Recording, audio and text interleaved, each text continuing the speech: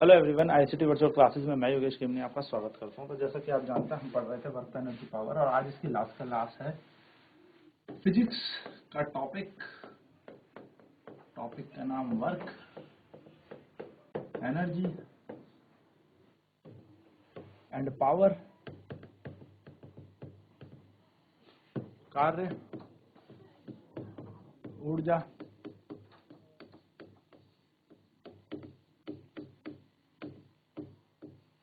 एवं शक्ति। ठीक है, क्वेश्चन हम इस पे कर रहे थे। क्वेश्चन करते हैं। क्वेश्चन इस पे, calculate the energy spent by a crane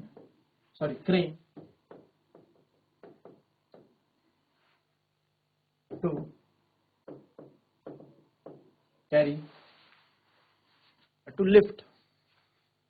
lift a mass of 600 kg to a height of 50 meter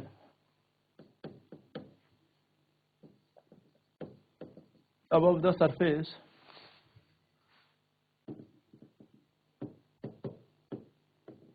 of the earth.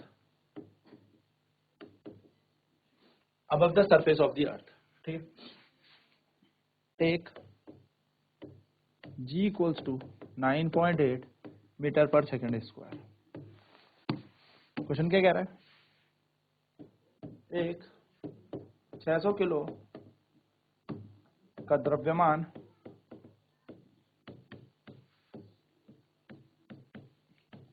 उठाने में, एक 600 किलो का द्रव्यमान उठाने में एक क्रेन को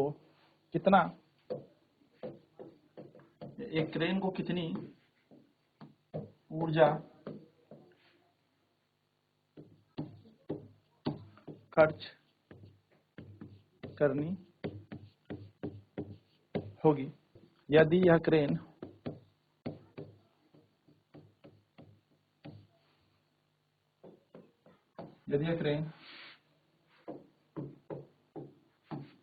पृथ्वी से 50 मीटर ऊपर इस द्रव्यमान को उठाती है। G बराबर वैल्यू लेनी है 9.8 मीटर पर सेकेंड स्क्वायर।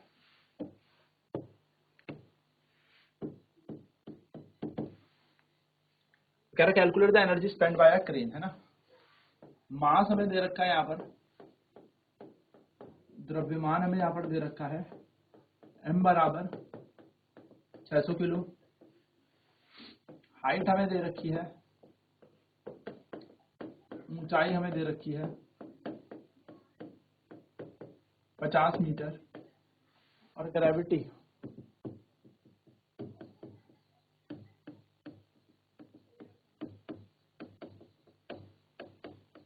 गुरुत्वाकर्षण G का मान हमें दे रखा है 9.8 मीटर पर सेकेंड स्क्वायर। हमें निकालना है work done by the crane, क्योंकि इतना ही एनर्जी स्पेंड की होगी क्रेन ने भी। वर्क डन बाय द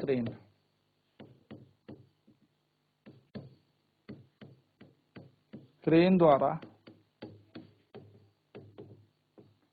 कार्य, वर्क डन का फॉर्मूला होता है mgh, mh 600, g है 9.8 और h की वैल्यू है 50। पॉइंट हटेगा 10 आएगा, 0 से 0 कैंसिल है, तो w इक्वल टू 6 पंजे 30, 3000 गुणा 98, तो 98 को 3000 से गुणा करते हैं। 8 से 24 का 2, 9 से 27 और 2 29, कार्य बन जाएगा 294 और 3 0 जूल। यही कार्य है, यही वर्क डन, यही एनर्जी स्पेंड होगी। This work is stored in the form of potential energy, यही कार्य जो है पोटेंशियल एनर्जी यानी कि स्थैतिक ऊर्जा के रूप में होगा। तो यही कार्य या यह कार्य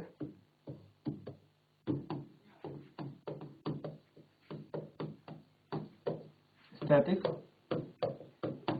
ऊर्जा है। तो हम कहेंगे U बराबर 294,000,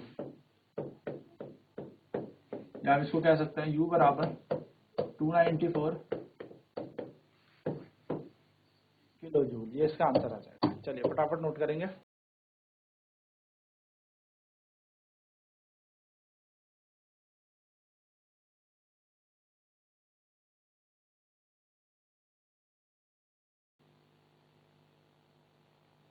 तो मास हमें दे रखा है 600 किलो, ऊंचाई हमें दे रखी है 50 मीटर, ग्रेविटी गुरुत्वाकर्षण 9.8 मीटर पर सेकंड स्क्वायर हमें यहाँ पे दिया है।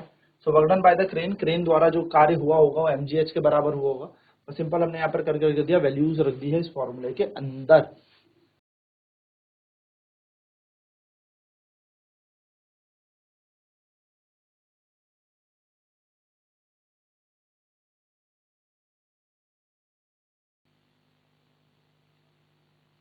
m की जगह लगा दिया 600, g की जगह 9.8 और h की जगह 50। सॉल्व किया से 6 पंजे 30, 3000 गुणा 98, जिसका आंसर आएगा 294,000, 2,94,000 जूल।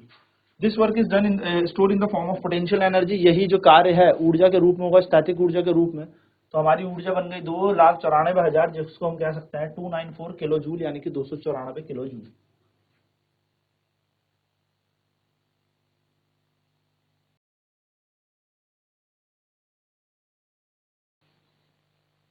क्वेश्चन है, a mass of 60 kg has momentum of 3000 kg meter per second. Find the kinetic energy. Find the kinetic energy of the body. Second, the speed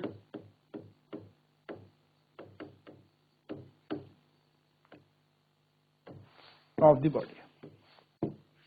कहता है एक 60 किलो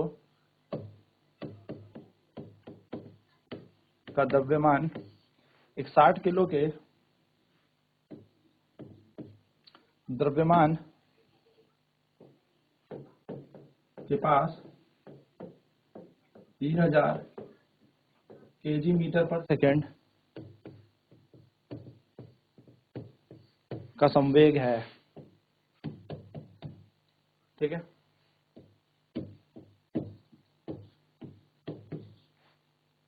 गतिज ऊर्जा ज्ञात करें।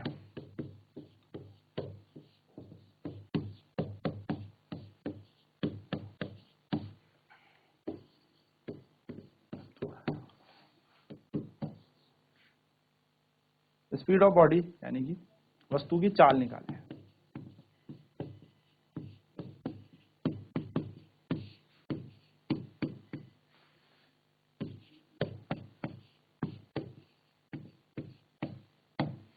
ठीक है, ये हमारे पास है। चलिए सॉल्व करेंगे इसे। तेरा mass of 60 kg has momentum of 3000 kg metre per second. ठीक है, यानी कि हमारे पास द्रव्यमान है, मास ऑफ द बॉडी है,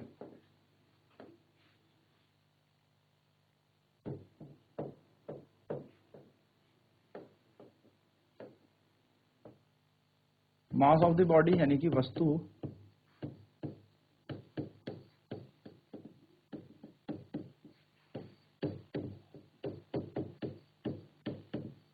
60 kg। हमें यहाँ पर मोमेंटम दिया है,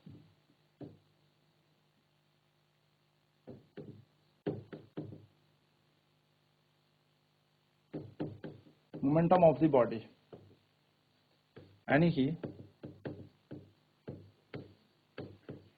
वस्तु का संवेग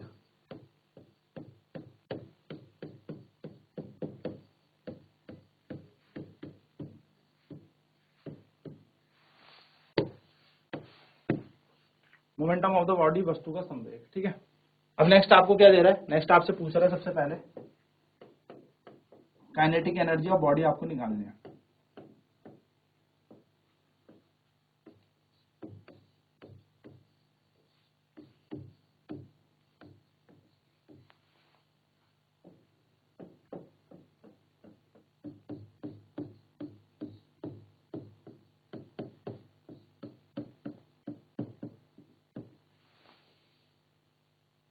हम जानते हैं कि सबसे पहले हमें काइनेटिक एनर्जी के लिए हमारे पास फॉर्मूला होता है हाफ एम वी स्क्वायर।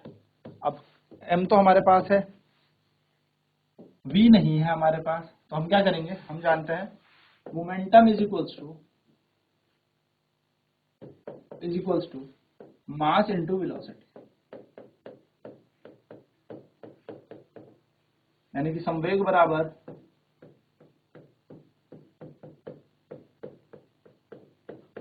द्रव्यमान गुणा वेग। P बराबर mv, ये 3060 गुणा v, तो v की वैल्यू आ जाएगी 3000/60, 0 से 0, 6 कम 6, 6 पंजे 30, 0 का 0, तो v बराबर कितना आ जाएगा 50 मीटर पर सेकंड। क्या मिल गई, वेलोसिटी मिल गई। अब v मिल गई, मास हमें दे ही रखा, तो put given value in, put all the, क्योंकि m की वैल्यू कितनी दे रखी है 60 kg और v की वैल्यू कितनी आ गई है 50 metre per second. So kinetic energy वाले फॉर्मूले में लगाते हैं हाफ एम वी स्क्वायर में, हम लिखेंगे पुट इन इक्वेशन फर्स्ट, यानी कि इक्वेशन पहले पर रखने पर, तो k बराबर हाफ, m की जगह है 60 और v मतलब 50 का square.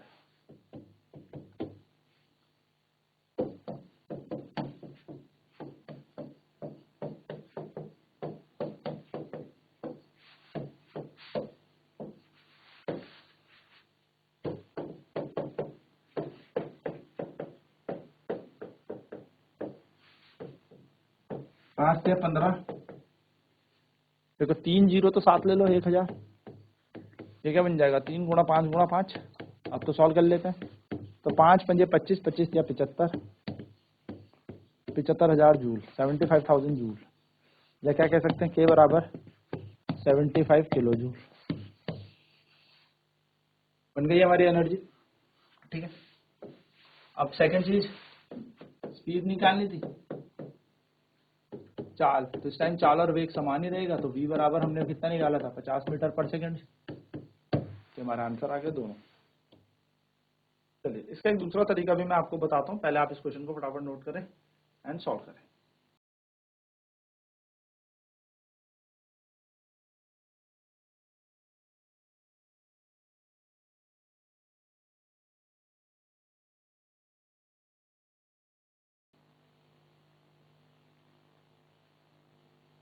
Mass of the body, वस्तु का द्रव्यमान 60 kg हो गया। मोमेंटम ऑफ द बॉडी, वस्तु का संवेग हमें दे रखा है 3000 kilogram metre per second. Kinetic energy of the body, वस्तु की गतिज ऊर्जा हमसे पूछी है। ठीक है, काइनेटिक एनर्जी हमसे यहाँ पर पूछी है।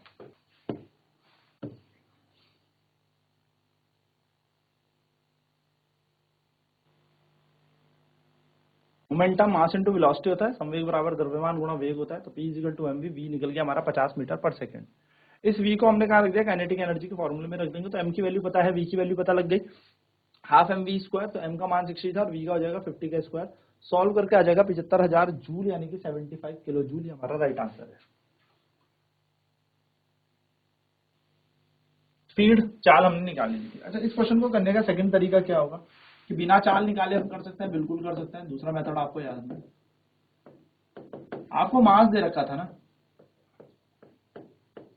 द्रव्यमान दे ही रखा था,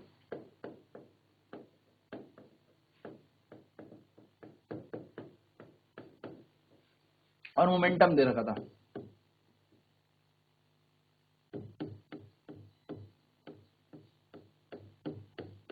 कितना दे रखा था 3000।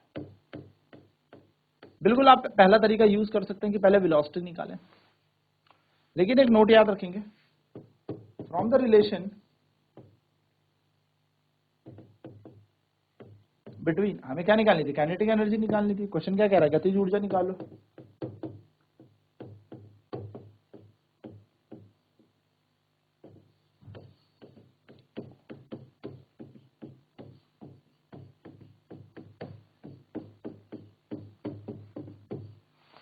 तो हम जानते हैं रिलेशन, वी नो दैट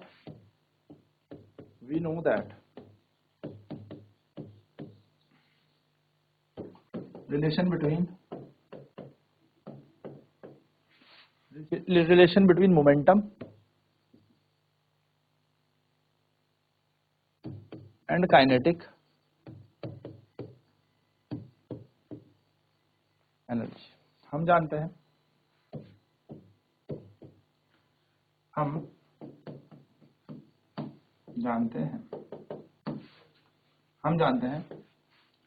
संवेग व गतिज ऊर्जा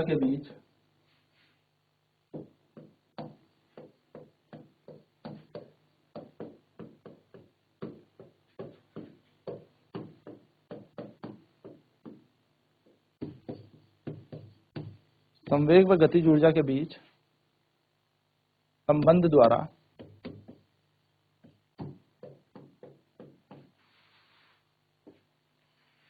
कि के बराबर क्या होता है, देखो हाफ mv स्क्वायर, और p बराबर क्या होता है mv। अगर मैं यहाँ से v का मान निकालूं तो निकलेगा p बाय m। v को यहाँ रख दूं तो k बराबर क्या आ जाएगा, half m p by m का होल स्क्वायर।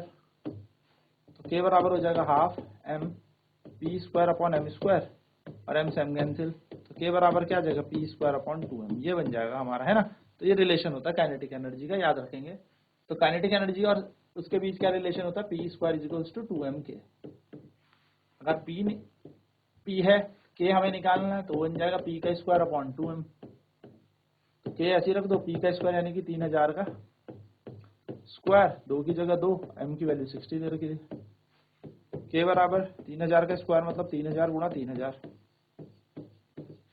यहाँ आएगा 2 गुणा 60, 0 से 0 कट गया, 6 कम 6, 6 5 30, 0 का 0, 5 कम 5, 5 दूनी 10, सॉरी 5 से कटेगा, 2 से कटेगा 25 टाइम 50 ना, तो बन जाएगा k बराबर 50 गुणा 3000, तो 25 गुणा 3000, 25 गुणा 3000, तो 25 या 75 और 307 में इतना जूल, तो हम लिख देंगे 75 किलो जूल। तो इस तरीके से भी हम निकाल सकते हैं, बिना वेलोसिटी निकाले हमने क्या कर दिया, ये क्वेश्चन सॉल्व कर दिया बिना वेग निकाले। ठीक है, अब क्या किया जाए, नेक्स्ट हमें वेलोसिटी निकालनी थी, स्पीड निकालनी थी। तो स्पीड यानी कि चाल निकालने के लिए p is equals to mv, p दे रखा है 3000, m 60 और v का मान v बराबर 30,000, 3000 बटा 60 50, तो v बराबर आ जाएगा 50 मीटर पर सेकंड। तो ये आपकी वेलोसिटी बन जाएगी, वेलोसिटी यानी कि वेग बन जाएगा। चलिए फटाफट नोट करेंगे।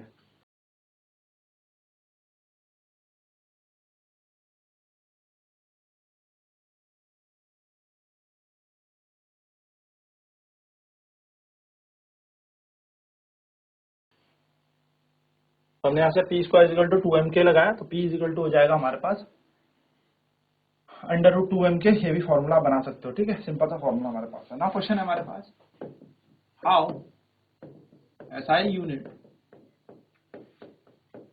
Of work, how SI and CGS unit, SI and CGS unit of work are related.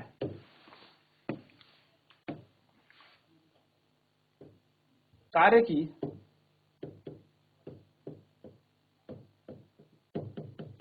SI इकाई और CGS इकाई कैसे संबंधित है। आंसर होगा आपका SI यूनिट जो वर्क की है वो है जूल,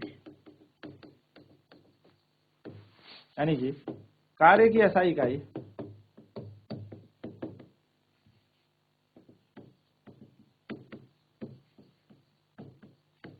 जूल है। 1 जूल बराबर होते हैं 1 न्यूटन मीटर। 1 न्यूटन के अंदर अगर देखें तो होता है 10⁵ डाइन, या मैं कह सकता हूं ग्राम सेंटी। देखो एक काम करते हैं, 1 न्यूटन जो होता है वो होता है 1 kg मीटर पर सेकंड का स्क्वायर, ठीक है, ये 1 न्यूटन होता है। और इस न्यूटन को बदल देते हैं ग्राम में, तो देखो 1 ग्राम न्यूटन बराबर, एक नोट याद रखना, एक डाइन बराबर होता है 1 ग्राम सेंटीमीटर पर सेकंड का स्क्वायर। तो अगर मैं न्यूटन यही रखता हूं तो यहाँ पे लिखता हूं kg मीटर पर सेकंड का स्क्वायर। अब 1 न्यूटन ऐसे ही इस kg को बदल देते हैं ग्राम में तो 1000 ग्राम, मीटर को बदल लेते हैं सेंटीमीटर में, तो 1 न्यूटन में आ जाएगा 10⁵5, क्योंकि 2 और 3 4 5 ग्राम सेंटीमीटर पर सेकंड का स्क्वायर। या मैं कह सकता हूँ 1 न्यूटन में होते हैं 10⁵5 डाइन। 1 न्यूटन मीटर को बदलें तो ये बनेगा 10⁵5 डाइन, और मीटर को सेंटीमीटर में बदलेंगे तो 100 सेंटीमीटर, यानी कि 1 न्यूटन मीटर बराबर आ गया 10⁵7 डाइन सेंटीमीटर। अब 1 न्यूटन मीटर हमें पता है जूल होता है, वैसे ही 1 डाइन सेंटीमीटर हमारा अर्ग होता है। क्या कहलाता है? अर्ग। तो हम कहेंगे 1 जूल बराबर 10⁵7 अर्ग। ऐसे ये संबंधित हैं, इस तरीके से ये आपस में रिलेटेड है। सो आई होप आपको ये चीज क्लियर होगी। तो यहाँ पर हमारा वर्क, एनर्जी, पावर, कार्य, ऊर्जा, शक्ति चैप्टर समाप्त होता है। हमने सारे तरीके के इसके क्वेश्चन देख लिए, सारे बेसिक नॉलेज और इसके सारे क्वेश्चन कर लिए। अब नेक्स्ट क्लास में नए चैप्टर की तरफ बढ़ेंगे। तो आज की क्लास में इतना ही। आईसीटी वर्चुअल क्लासेज में जुड़ने के लिए धन्यवाद।